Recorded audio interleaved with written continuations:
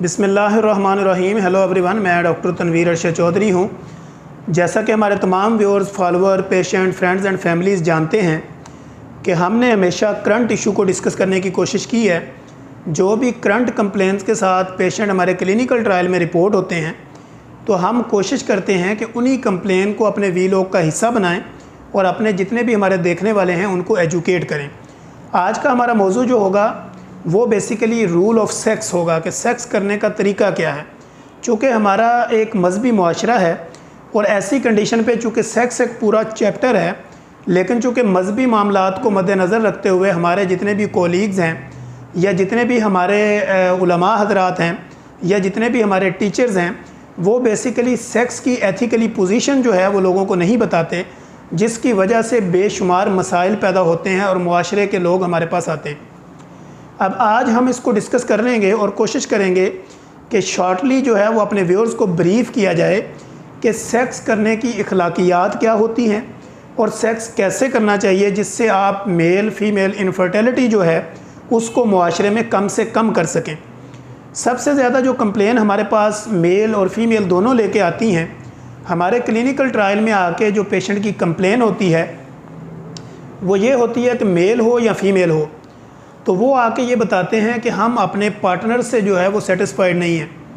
तो हम उनसे ये पूछते हैं कि क्या रीज़न है, क्यों सेटिस्फाइड नहीं है। तो फीमेल्स की कंप्लेन होती है कि मेरा जो हस्बैंड है वो तो डिस्चार्ज हो चुका होता है, लेकिन चूँकि मैं डिस्चार्ज नहीं हो रही होती है और इसके बाद मेरी कमर में पेन निकलता है और मुझे जो है वो बार बार जो है वो मेंसेस भी जो महीने में 1 से 2 मरतबा भी आ जाते हैं।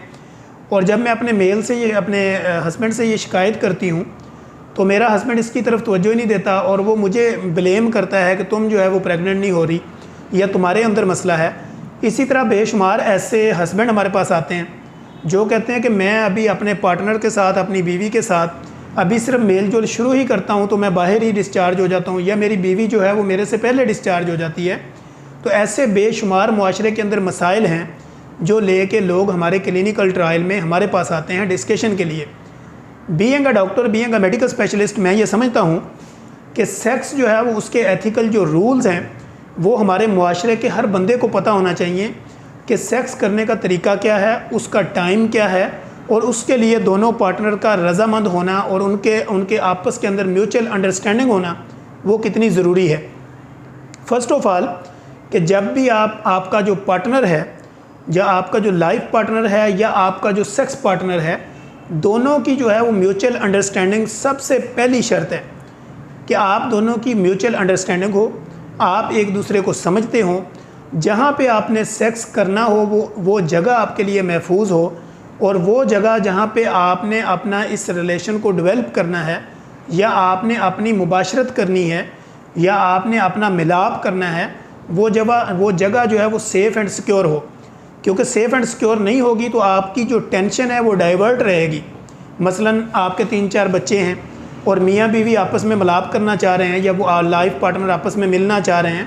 तो ऐसी सूरत हाल में उनके दिल में ये भी खौफ है मेरा बच्चा ना उठ जाए या मेरा बच्चा एक रूम से दूसरे में ना आ जाए, या अगर बच्चे बड़े हैं तो ऐसी सूरत हाल में भी जब आप अपने पार्टनर के साथ रिलैक्सेशन चाह रहे होते हैं तो आपके दिल में एक खौफ होता है कि मेरा कोई बच्चा ना उठ जाए, मेरी बेटी ना उठ जाए या मेरा कोई और अजीज़ है, जॉइंट फैमिली सिस्टम है।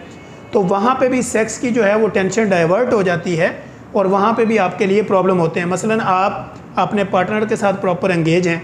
आपकी म्यूचुअल अंडरस्टैंडिंग भी है, लेकिन चूँकि जगह सेफ़ नहीं है या आपकी जगह जो है वो सिक्योर नहीं है, आपका बेडरूम सिक्योर नहीं है, तो आपकी टेंशन डाइवर्ट रहेगी। जब आपकी टेंशन डाइवर्ट रहेगी तो हार्मोनल जो एक्सचेंजिंग है आपकी बॉडी के अंदर उसमें प्रॉब्लम आएगी और आपके जो है वो डिस्चार्जिंग में प्रॉब्लम आएगी। या बाज़ कंडीशन में जब आप पीक पॉइंट पे होंगे, ऐसी सूरत हाल में अगर कोई आपकी जगह सेफ़ नहीं है, वहाँ पे कोई ऐसा मिसबिहेव होता है या मिसहैप होता है, तो ऐसी सूरत हाल में भी आपके लिए प्रॉब्लम होंगे।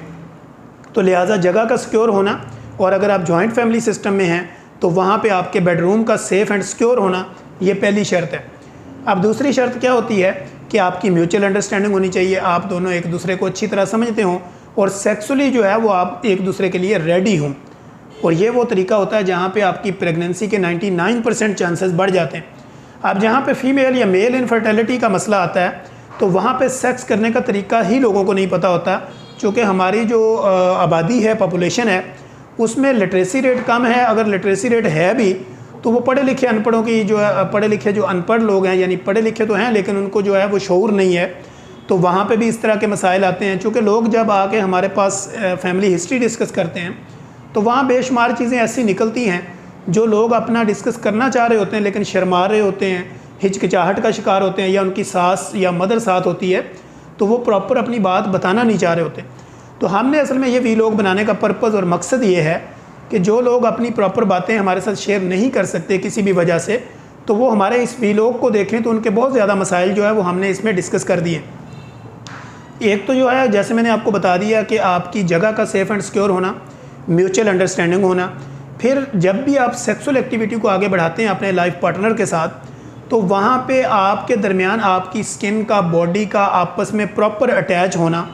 यानी उसके लिए लाजमी नहीं है कि फौरी तौर पे आपने इंटरकोर्स शुरू करना है। स्टार्टिंग में आप जो है वो मियाँ बीवी एक अंडरस्टैंडिंग पैदा करें और उसके बाद म्यूचुअल अंडरस्टैंडिंग के बाद आप जो है वो कोई अपनी बातें शेयर करें। और इसमें एक बात और भी है कि अगर आपने टीवी का यूज़ कर रहे हैं, एलसीडी है, एलईडी है, मोबाइल है, इंटरनेट है, तो जब आपने सेक्सुअल एक्टिविटी करनी है तो आप कोशिश करें ये सारी चीज़ें बंद कर दें, ताकि आपका मेंटली और फिज़िकली जो है वो एक लाइन हो, म्यूचुअल अंडरस्टैंडिंग हो। फिर हस्बैंड एंड वाइफ जो है वो अपने रिलेशन को डेवलप करें, या आपका जो लाइफ पार्टनर है, जो भी आपका रिलेशन है किसी के साथ, सेक्स पार्टनर है जो भी है, तो उसके साथ म्यूचुअल अंडरस्टैंडिंग हो, हर चीज़ ऑफ और प्रॉपर जो है वो आप एक दूसरे के साथ इन्वॉल्व हों। जब आप प्रॉपर इन्वॉल्व होंगे तो आपकी टेंशन डाइवर्ट नहीं होगी, बल्कि आपकी टेंशन का जो फोकस है वो आपके सेक्स और आपके रिलेशन के ऊपर होगा। तो ऐसी सूरत हाल में आपकी प्रेगनेंसी या आपके डिस्चार्जिंग जो है वो इकट्ठे होने के जो चांसेस हैं वो 99% होंगे। इसलिए जब भी आपने सेक्स का आगाज़ करना है तो इसका इखलाकी रूल ये है कि जगह का सेफ़ होना, फिर आपका बेडरूम सेफ़ एंड साउंड हो और आपकी टेंशन डाइवर्ट ना हो, म्यूचुअल अंडरस्टैंडिंग हो, आप एक पेज पे दोनों हों। फिर उसके बाद जब स्टार्ट करें तो आपकी बॉडी टू बॉडी जो है वो अट्रैक्शन हो, यानी आपकी स्किन का स्किन के साथ मैच होना ज़रूरी है। यानी ऐसी सूरत हाल में जब आप अपने पार्टनर के साथ सेक्स का आगाज़ कर रहे हों तो आप उनके साथ जब इस मामलात को आगे बढ़ाते हैं तो ऐसी सूरत हाल में एक तो अंडरस्टैंडिंग है, फिर उसके बाद जो है वो बॉडी टू बॉडी जो है वो इंटरेक्शन, यानी आप उसके साथ प्यार करें, बात करें, उसके हाथ को पकड़ें, फिर इस तरह वो है ब्रेस्ट सकिंग है, फिर आपकी बॉडी के ऊपर जो है अपने हाथों की स्लोली मूवमेंट है, फिर इस तरह जो है वो आपकी किसिंग है, बॉडी का अट्रैक्शंस है। फिर उसके बाद जब आप देखें कि आपने प्रॉपर दोनों एंगेज हैं तो फिर उसके बाद आप इंटरकोर्स की तरफ जाएं। और इंटरकोर्स भी जब आपने करना है तो कोशिश करें, ऐसे नहीं है कि बेक वक्त ज़ोर आजमाई ना करें। जैसे कि हमारे पास लोग आते हैं वो कहते हैं मेरी टाइमिंग कम है,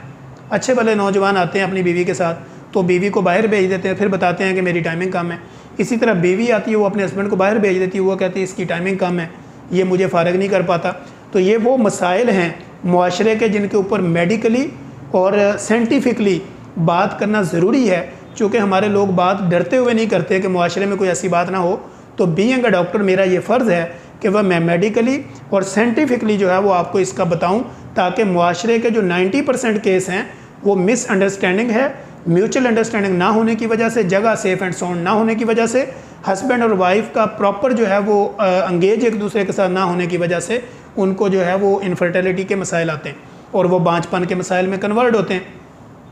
अब जब आपको 4, 5, 6 महीने तक प्रेगनेंसी नहीं होती या आपका पार्टनर आपके साथ सेटिस्फाइड नहीं होता तो वहाँ पे डिप्रेशन पैदा होता है, टेंशन पैदा होती है, घरेलू लड़ाइयाँ शुरू हो जाती हैं, हस्बैंड वाइफ की लड़ाई शुरू होती है, सास बहू की लड़ाई शुरू हो जाती है।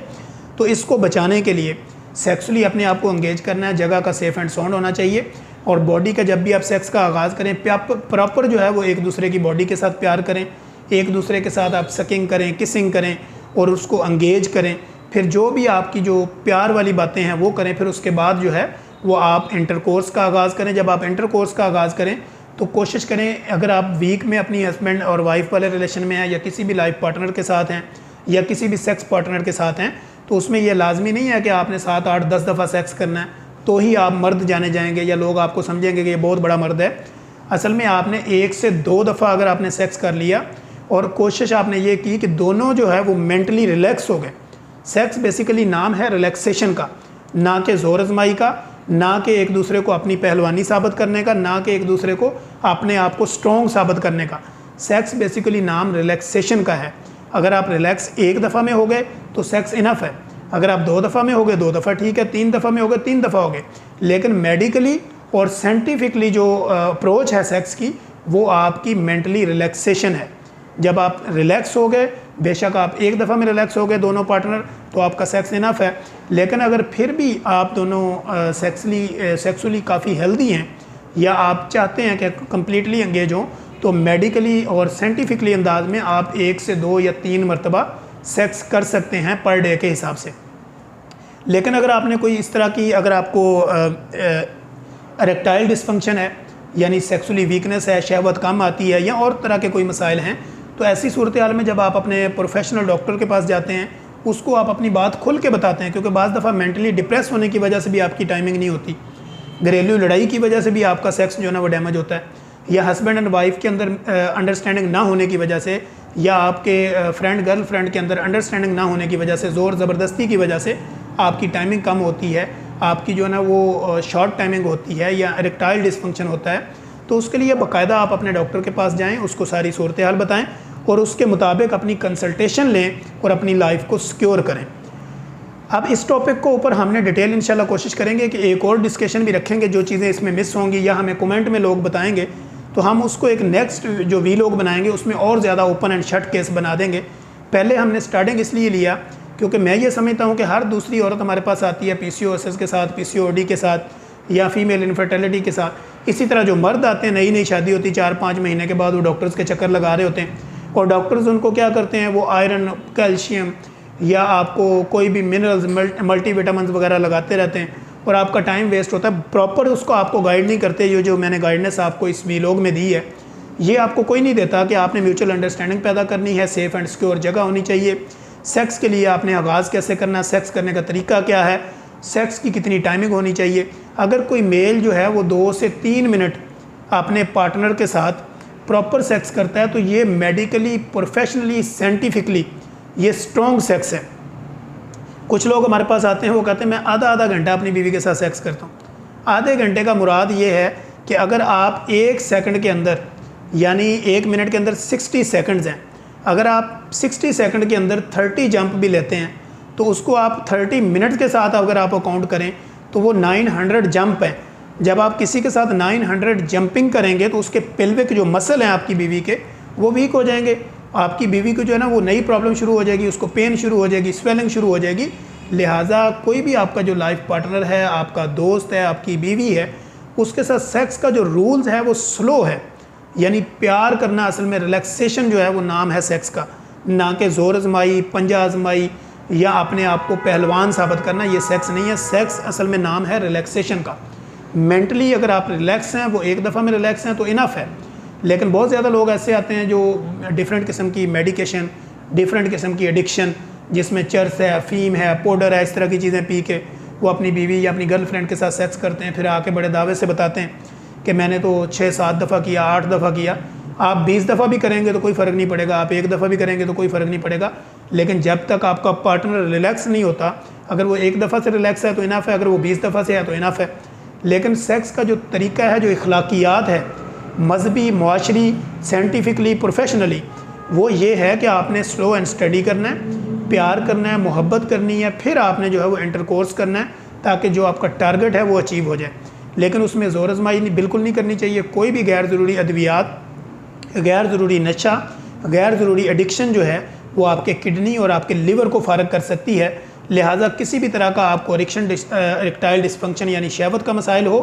टाइमिंग का इशू हो, मेंटली रिलैक्सेशन का इशू हो, हस्बैंड को हो, वाइफ को हो, मेल को हो, फीमेल को हो, तो आप हमसे रब्ता कर सकते हैं। हमारे क्लिनिकल ट्रायल में आप आ सकते हैं, या कमेंट में लिख के हमारा कॉन्टैक्ट नंबर ले सकते हैं, अपॉइंटमेंट ले सकते हैं, और उसके बाद आके आप अपना प्रॉपर मसला डिस्कस कर सकते हैं। या कोई भी नियरेस्ट आपके जो रिलायबल डॉक्टर है उसको जाके आप अपनी प्रॉपर स्टोरी बताएं, ताकि आपके मसले को प्रॉपर हल किया जा सके। हम इंशाल्लाह कोशिश करेंगे